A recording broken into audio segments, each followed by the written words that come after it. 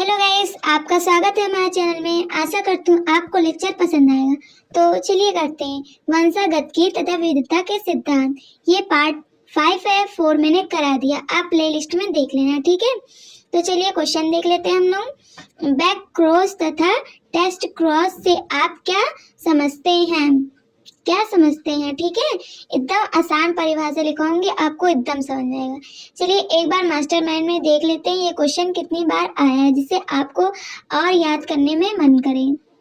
देख लीजिए ये क्वेश्चन, बैक क्रॉस और टेस्ट क्रॉस दोनों ऊपर नीचे क्वेश्चन दिया गया है, तो आप याद कर लेना, ठीक है। ये क्वेश्चन बहुत बार पूछा जाता है, तो आप लोग हल्के में मत लेना, ठीक है। 2-3 नंबर में पूछे जाते हैं। तो चलिए हम अपने आंसर जो लिखा है उससे याद कर लेते हैं। बैक क्रॉस तथा टेस्ट क्रॉस से आप क्या समझते हैं?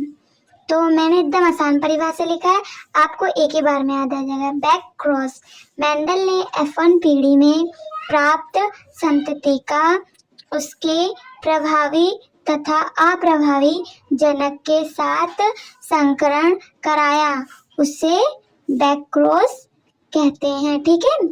जो मेंडल था उसने F1 पीढ़ी में प्राप्त संतति का प्रभावी तथा अप्रभावी जनक के साथ संकरण कराया, तो उसे ही हम बैक क्रॉस कहते हैं, प्रभावी और अप्रभावी, ठीक है। तो देखिए मैंने लिखा भी है प्रभावी और अप्रभावी, आपको समझ में आया। जो कैपिटल टी है ये प्रभावी है और स्मॉल टी अप्रभावी, ठीक है। इसका संकरण कराने पर F1 पीढ़ी में क्या सभी लंबे पौधे प्राप्त होंगे। चलिए हम लिख देते हैं, प्रभावी है ये, प्रभावी और अप्रभावी। ये एकदम आसान है, आप इसका क्रॉस करा देना, कैपिटल टी स्मॉल टी, मतलब लंबा पौधा बौना पौधा, और संकरण कराने पर लंबा पौधा ही प्राप्त होता है F1 पीढ़ी में, ठीक है। मेंडल ने F1 पीढ़ी में प्राप्त संतति का उसके प्रभावी तथा अप्रभावी जनक के साथ संकरण कराया, तो इसे बैक क्रॉस कहते हैं, ठीक है। आप इतना याद कर लेना, एकदम आसान परिभाषा है।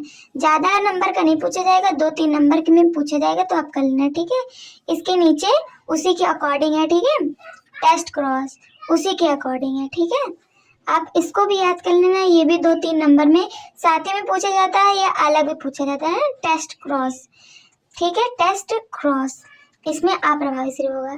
जब F1 पीढ़ी में प्राप्त संतति का अप्रभावी जनक के साथ संकरण कराते हैं, तो उससे टेस्ट क्रॉस कहते हैं। उसमें प्रभावी और अप्रभावी दोनों था, इसमें सिर्फ अप्रभावी है, ठीक है। इसमें सिर्फ अप्रभावी जनक के साथ संकरण कराएंगे तो इसे टेस्ट क्रॉस कहते हैं, ठीक है। चलिए इसका हम एग्जाम्पल आपको बता दे रहे हैं एकदम आसान तरीके से, जो आपको एक ही बार में याद हो जाएगा, ठीक है। जैसे मैंने किया वैसे ही करना है, ठीक है, पेपर में एकदम साफ सुथरा, कि आपको परिभाषा भी सही से ना याद हो तो आपको नंबर मिल जाएगा। तो ये प्रभावी है, ये अप्रभावी है, इसे हम युग्मक कहते हैं, जैसे लंबा और बौना। तो क्रॉस कराएंगे तो F1 पीढ़ी में क्या प्राप्त होगा, ये F1 पीढ़ी है, ये सभी लंबे पौधे प्राप्त हुए F1 पीढ़ी में, ठीक है। F1 पीढ़ी में सभी लंबे पौधे प्राप्त हुए। तो F1 पीढ़ी का स्वपरागण कराने पर, स्वपरागण जैसे F1 पीढ़ी है और अप्रभावी है, तो ये जो अप्रभावी है उसे हम F1 पीढ़ी के साथ संकरण कराएंगे, ठीक है, अप्रभावी का।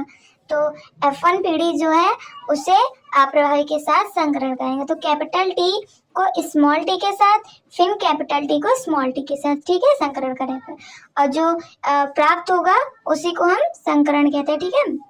तो ये इसको देख लीजिए, कैपिटल टी स्मॉल टी है, अब स्मॉल टी को स्मॉल टी के साथ, स्मॉल टी को स्मॉल टी के साथ, स्मॉल टी के साथ स्मॉल टी और स्मॉल टी के साथ स्मॉल टी प्राप्त हुआ है, ठीक है। और जो हमारा इसका अनुपात प्राप्त होगा, अनुपात, इसको कैपिटल टी स्मॉल टी जो है उसको 2-2 काट देंगे अनुपात, तो 1:1 आएगा, ठीक है।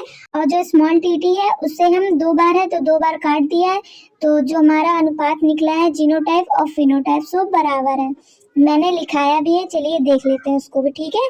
क्या आपको इतना समझ में आ रहा है? अगर आ रहा है तो इस चैनल को सब्सक्राइब एंड लाइक कर देना। चलिए हम कर लेते हैं। तो इस क्रॉस के परिणाम स्वरूप 50% संतति प्रभावी, प्रभावी मतलब कैपिटल टी और स्मॉल टी जो था वो हमारा प्रभावी लक्षण था, तथा 50% अप्रभावी बौना लक्षण, जो स्मॉल टी था उसे हम अप्रभावी कहेंगे, बौना पौधा, ठीक है। और इसके नीचे जो दिया गया है इसमें फिनोटाइप तथा जीनोटाइप अनुपात दोनों समान थे, ठीक है। मैंने एक एक काटा था ना, तो जो 1:1 आया था वो लक्षण समानुपाती मतलब समान था, ठीक है। तो आशा करता हूँ आपको समझ में आया होगा। देखिए मैंने दो प्रभावी है और 2 अप्रभावी है, तो दोनों को काट दिया है। देख लीजिए, 2 प्रभावी है 2 अप्रभावी है, तो दोनों को अनुपात काट दिए तो जीनोटाइप फिनोटाइप दोनों समान है। तो आशा करती हूँ आपको ये लेक्चर पसंद आएगा। And thanks for watching.